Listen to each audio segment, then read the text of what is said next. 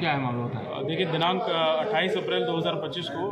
ADA colony थाना नैनी क्षेत्र में एक घटना प्रकाश में आई थी, जिसमें एक व्यक्ति अरुण कुमार श्रीवास्तव इनको चोट लगने से चोट मार करके जो है इनकी हत्या की गई थी। साथ में इनकी पत्नी को भी गंभीर चोटें हुई थी, जिनको अस्पताल में ले जाया गया और उसके पश्चात जो है उन्हें वहाँ पे मृत घोषित किया गया था। इस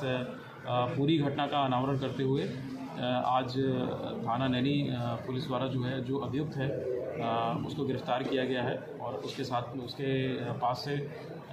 जो हत्या में प्रयुक्त वेपन है उसको बरामद किया गया है। अभियुक्त श्याम बाबू पुत्र स्वर्गीय मेरू चटकहना गांव थाना क्षेत्र औद्योगिक क्षेत्र का रहने वाला है। जो घटनाक्रम प्रकाश में आया है वो ऐसा है कि ये जो अभियुक्त है कुछ माह पूर्व तक जो विक्टिम्स हैं उनके घर पर सेकेंड फ्लोर बनाने के लिए राजमिस्त्री का कार्य करता था और साथ में ही इसने अपने कुछ मजदूर इत्यादि को जोड़ करके उसका कार्य किया था और करीब 3 माह पूर्व जो है वो वहाँ से अपना कार्य करके गया था और अभियुक्त के अनुसार उसके 20,000 रुपये इनके ऊपर बाकी थे, जिसके लिए जो है 27 अप्रैल 2025 को पहले वो शाम में आया है और इसके बताने के हिसाब से इसको अगले दिन दोपहर में आने के लिए कहा गया है। अगले दिन दोपहर करीब वो 11:15 बजे के आसपास आया है, जिसमें उसको करीब 1-1.25 घंटे बाद आने के लिए कहा गया है। तो जब दूसरी बार ये करीब 1:30 बजे के आसपास उनके मृतक के घर पहुंचा है तो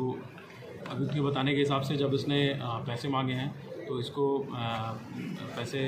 नहीं मिले हैं और कुछ अपशब्द कहा गया है और कुछ उसके साथ हल्की फुल्की हाथापाई इत्यादि हुई है। उसके तुरंत ही पश्चात इसने अपने झोले में रखा हुआ हथौड़ा निकाल करके जो मृतक अरुण कुमार श्रीवास्तव हैं उनके सर पर वार करके उनको 2-3 वार करते हुए उनकी हत्या की है और उसके तुरंत पश्चात जैसे ही उनकी पत्नी आई हैं उनके ऊपर भी वार करके उनको इतनी गंभीर रूप से घायल कर दिया है कि अस्पताल ले जाने के पश्चात उन्हें डॉक्टरों ने मृत घोषित कर दिया था। जो घटना का पूरा अनावरण है वो सीसीटीवी फुटेज और सीडीआर इत्यादि के आधार पर किया गया है। जब 27 तारीख को ये अभियुक्त मृतक के घर पे आया था तो उसके बाद जब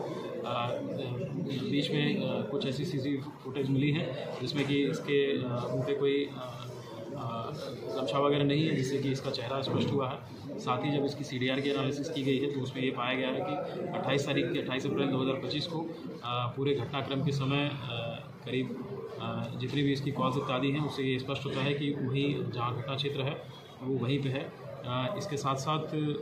जो घटना में प्रयुक्त हथियार है, हथौड़ा है, उसको बरामद किया जा चुका है। उसकी जब साइंटिफिक एनालिसिस की गई, जब उसके बेंजीडाइन टेस्ट वगैरह किया गया है फॉरेंसिक यूनिट के द्वारा, तो उसमें कुछ ब्लड के ट्रेसेस होने की भी पुष्टि हुई है। इसके साथ साथ इसके बॉडी पे कुछ 1-2 स्क्रैच मार्क्स भी मिले हैं जो कि उसके स्ट्रगल होने की पुष्टि करते हैं। इस प्रकार से पूरी घटनाक्रम का अनावरण करते हुए थाना नैनी पुलिस द्वारा जो अभियुक्त है उसको भी गिरफ्तार किया गया है और साथ साथ जो आला कत्ल है उसको भी बरामद किया गया है। घर के बाहर ताला लगाने का क्या रीज़न है? जी, जैसा कि इसने घटना करने के पश्चात